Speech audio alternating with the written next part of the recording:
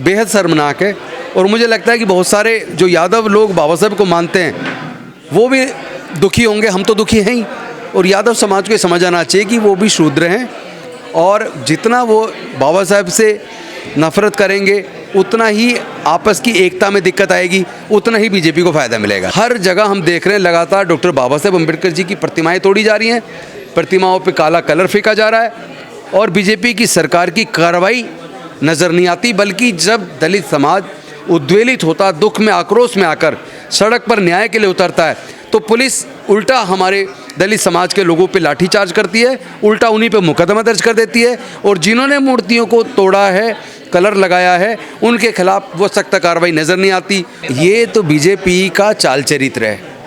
एक तरफ बीजेपी मनुस्मृति को देश के संविधान से ज़्यादा तरजीह देती है और जब संविधान लागू हुआ बाबा साहब के संविधान की प्रतियां उन्होंने जलाई थी, चूँकि वो मनुस्मृति से देश को चलाना चाहते थे।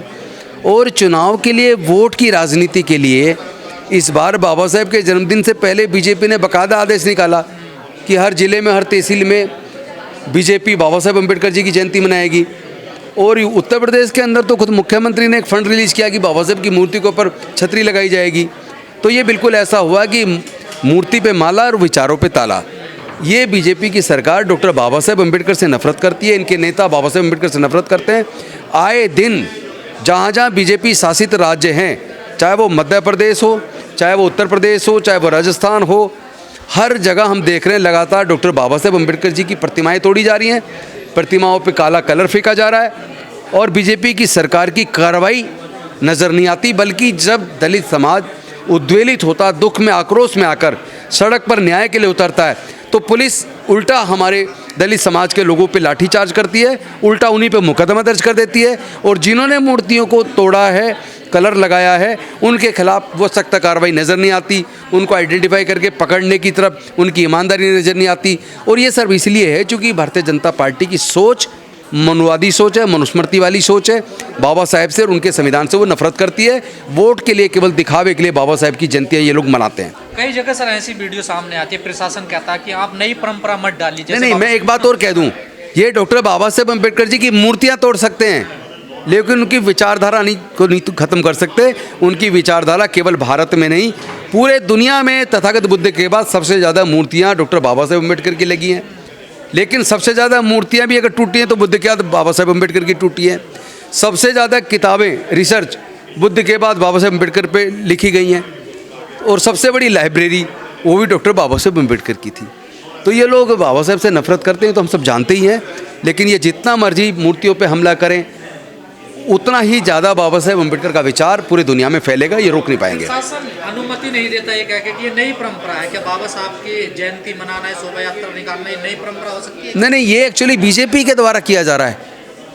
बाबा साहब की जयंती मनाना तो हर्ष की बात है, उल्लास से लोग मनाते हैं, सब अपना अपना त्यौहार मनाते हैं, अपने अपने भगवान के लिए सब करते हैं।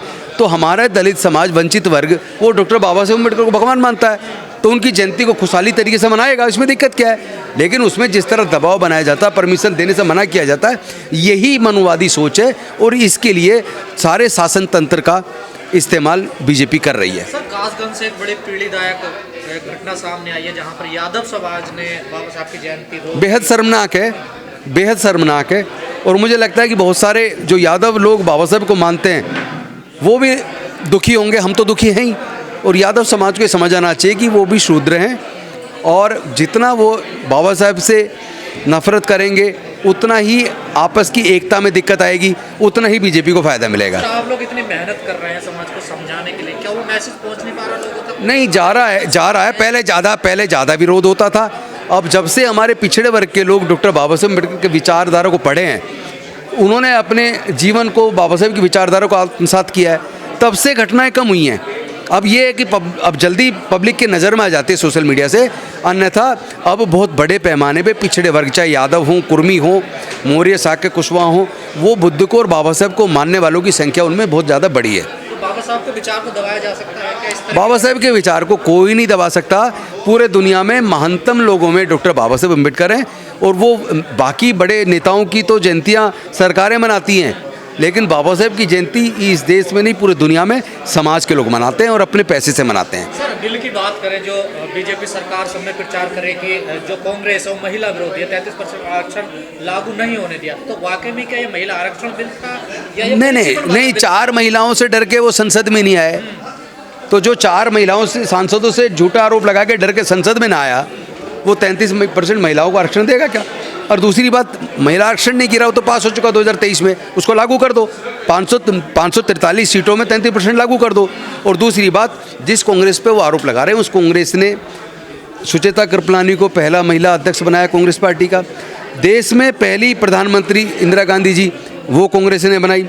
देश में सुप्रीम कोर्ट की जज पहली बार, वो कांग्रेस ने बनाई।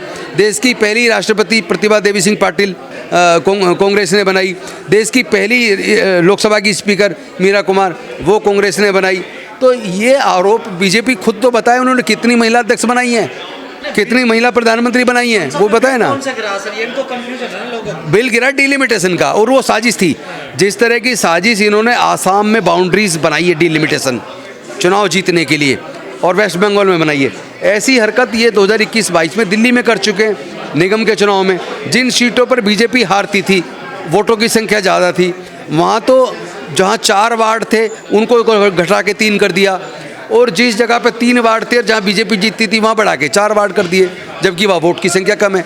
तो इसी तरह का डिलिमिटेशन के नाम पर एक अलग तरह का नया राजनीतिक मानचित्र बनाने की ये साजिश की थी, और उस साजिश को कमज़ोर करना, हराना, वो डॉक्टर बाबा साहेब अम्बेडकर के संविधान को बचाना, ये वाला काम कांग्रेस पार्टी ने और इंडिया गठबंधन ने किया है। मैं सबका धन्यवाद करता हूँ।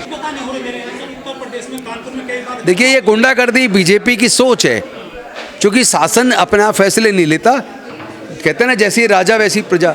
वहाँ तो जो राजा है वही बाबा साहब से नफरत करता है, तो उसकी पुलिस भी नफरत करती है। पुलिस नहीं है, सब बीजेपी के इशारे पे काम कर रहे हैं। अन्यथा बुद्ध कथा थे तो हमेशा लाभ होता है, क्योंकि बुद्ध कथा में अंधविश्वास, पाखंडवाद के खिलाफ, मानवता, शांति के लिए, मैत्री के लिए, करुणा का संदेश दिया जाता है, जिससे पूरी दुनिया को भलाई, और पूरी दुनिया स्वीकार कर रही है। उससे आखिर इतनी नफरत क्यों? तो ये तो सब एक्चुअली सोच का मामला है।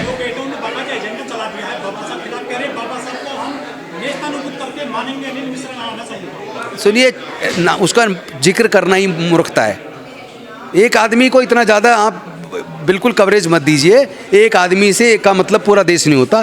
पूरा देश और दुनिया डॉक्टर बाबा साहेब अम्बेडकर को मानती है, और ऐसे कितने लोग आएंगे, ऐसे लोग को निगलेक्ट कीजिए। सर लगातार देश भर से खबरें आ रही हैं कि बाबा साहब की मूर्ति को खंडित किया जा रहा है। अभी मुरादाबाद के कोर्ट द्वार का मामला है, जहां बीजेपी के नेता द्वारा, उनके अनुयायियों के द्वारा बाबा साहब की मूर्ति को खंडित किया गया, और पुलिस का भी वहां बुरा रवैया देखने को मिला। कैसे देखते हैं? लगातार एक तरफ कहते हैं बाबा साहब का सम्मान करते हैं, दूसरी तरफ उनकी मूर्तियों को खंडित किया जाता है। देखिए, ये तो बीजेपी का चाल चरित्र है।